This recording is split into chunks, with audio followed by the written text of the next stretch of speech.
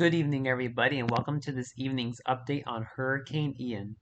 So, Hurricane Ian remains a very dangerous Category 3 hurricane, and as of 8 p.m. Eastern Daylight Time, Tuesday, September the 27th, Hurricane Ian has maximum sustained winds of 120 miles per hour, a minimum central pressure of 947 millibars, and is now moving north-northeast at 10 miles per hour.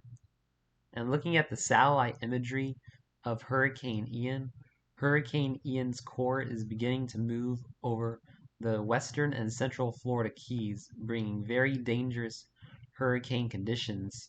We're likely seeing winds over 100 miles per hour across the central and western Florida Keys right now.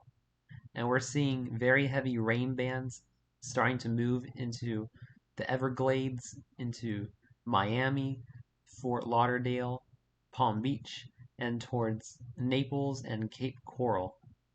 And this hurricane is now expected to make a near direct landfall in Cape Coral tomorrow evening as the track continues to shift eastward.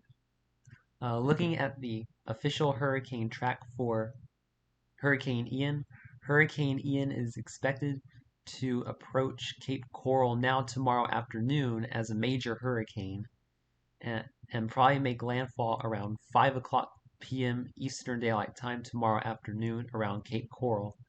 Move inland just east of Tampa now by Wednesday night. Slowly move to near Orlando by 2 p.m. Thursday. And now Ian is expected to move off the Florida coast into the far western Atlantic by 2 a.m. Friday and make a secondary landfall in near Savannah, Georgia by 2 p.m. Friday afternoon. So this track is continuing to shift ever so slightly east. We got hurricane warnings in effect from north of Tampa to Naples in the red, and we got tropical storm warnings in effect from Panama City Beach to north of Tampa in the blue, and tropical storm warnings in effect from the Florida Keys all the way across the eastern coast of Florida into southeastern Georgia.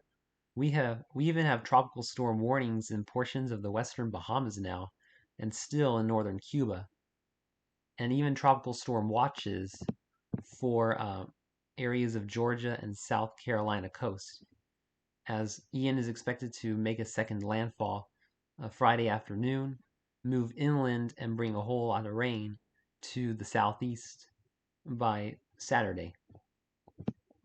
So looking at the latest intensity model guidance, the models are reflecting that reflecting Ian moving into the ocean as we got more members keeping Ian a hurricane over the next 36 to 84 hours. But still, a majority of the models dramatically weaken Ian as he makes landfall in the next 24 to 36 hours. But we're going to be dealing with a Category 3 hurricane landfall, unfortunately, around Cape Coral, Florida in the next 24 hours or so, and then it'll rapidly weaken after making landfall. And looking at the latest spaghetti model plots for the direction of Ian, the models have once again shifted about another 30 miles to the east. And this is very good news for my friends in Tampa. My friends in Tampa, you'll be spared the worst of the impacts now as the hurricane keeps shifting more and more east. And it takes it across central Florida now in the next 24 to 48 hours, and a secondary landfall in 72 hours between Georgia and South Carolina. And the models kind of move it inland into the Appalachia region over the next 96 to 120 hours, where Ian will gradually weaken over land. Now, looking at impacts, looking at tropical storm force wind probabilities. So from the Florida Keys to Lake Okeechobee to Orlando to north of Tampa, you are guaranteed to see tropical storm force winds in the next 24 to 48 hours, as you have a 90 to 100% chance. We have an 80% chance of seeing tropical storm force winds across much of the central and east coast of Florida now in the dark red. And then even up towards Jacksonville, you have about a 60 to 70% chance of seeing tropical storm force winds, and that goes down towards Miami as well.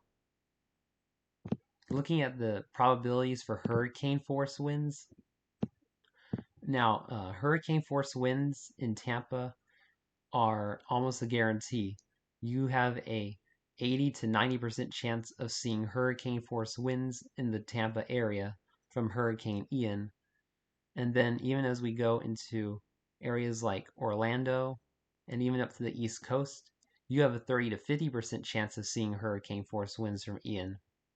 But I think that these probabilities will increase, especially for areas of central and eastern Florida, as Ian gets closer to landfall. Looking at the storm surge prediction for Ian, anywhere from Indian Pass to Swanee River, you can expect 1 to 3 feet of storm surge. From Swanee River to Tampa Bay, you can expect 4 to 6 feet of storm surge. From middle of Longboat Key to Bonita Beach, you're going to be expecting the worst surge from Ian, about 8 to 12 feet of storm surge. From Bonita Beach to Chokoloskee, you'll be experiencing about 6 to 9 feet of storm surge. And across the Florida Keys, you're going to be experiencing about 3 to 6 feet of storm surge. Across the East Coast, even from Patrick Air Force Base to Flagler and the Volusia County line, you're expected to see 1 to 3 feet of storm surge. And all the way from Flagler and Volusia County line through the South Santee River of South Carolina, you're expected to see up to 6 feet of storm surge. So storm surge is going to be a big problem with Hurricane Ian. Looking at the rainfall, oh my goodness, the rainfall is going to be a big problem as well from Ian, where we are expecting from Tampa Bay to Orlando 15 to 20 inches of rain from Hurricane Ian, and then we can expect 10 to 15 inches across Jacksonville to Orlando, 6 to 10 inches across from Naples to Cape Coral to north of Palm Beach, and then 6 to 10 inches of rain across coastal Georgia, South Carolina, and North Carolina. 4 to 6 inches of rain across much of South Carolina, North Carolina, and eastern Georgia, and 4 to 6 inches of rain across southeastern Florida from Miami and the Everglades and Lake Okeechobee. So prepare now for serious flooding, especially if you live in central and northeastern Florida.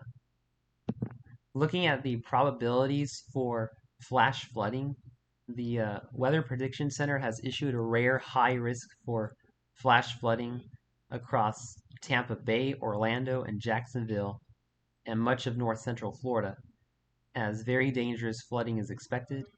A moderate risk for the entire Florida Peninsula and portions of southeast Georgia, a slight risk from Tallahassee to Savannah southeast, and a marginal risk between Charleston and west of Tallahassee to Panama City Beach. And looking at we have a severe weather threat too with Ian, unfortunately. So on the northeast side, we have a tornado threat across areas from Tampa to Melbourne southeast, with 5% chance of tornadoes within 25 miles of a location for the next 24 hours. And we have a 2% tornado risk for Tampa and Orlando. So make sure that you prepare for even some isolated tornadoes from Hurricane Ian as well. So thanks for watching this evening's update on Hurricane Ian.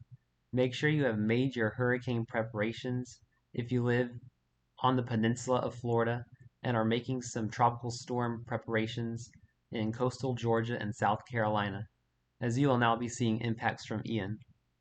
Thanks for watching and have a wonderful evening, my friends.